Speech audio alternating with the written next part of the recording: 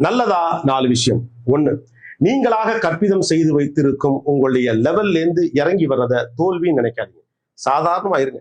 யாரையாவது மிஸ் பண்ணா அவங்க கால் பண்ணணும் அப்படின்னு வெயிட் பண்ணாதீங்க. நீங்களே கால் பண்ணி பேசுங்க. உங்களுக்கு என்ன தோணுதோ அது செய்யுங்க. 2, நீங்க செய்யறது சின்ன வேலையா பெரிய வேலையாங்கிறது முக்கியம் இல்ல. அந்த வேலையை எவ்வளவு வேல்யூ பண்றீங்க அப்படிங்கறதா முக்கியம். சின்ன வேலையோ பெரிய வேலையோ சின்சியரா டெடிகேட்டடா பண்ணுங்க. இன்னைக்கு பெரிய பெரிய ஆட்களாக இருக்கக்கூடிய பலரும் தங்களுடைய சிறு வயதில் சின்ன சின்ன வேலைகள் பார்த்தவர்கள் தான். 3, உங்களுடைய நேரத்தை யாருக்காக எதற்காக கொடுக்கிறீர்கள் என்பதில் கவனமாக இருங்கள். உங்களுடைய முக்கியமான நேரத்தில் தேவையில்லாத நபர்களையோ விஷயத்தையோ அனுமதித்தால் நீங்கள் ஒரு பொழுதுபோக்கு கருவியாக மாற்றப்படுவீர்கள் என்பதுதான் யதார்த்தம். Be aware.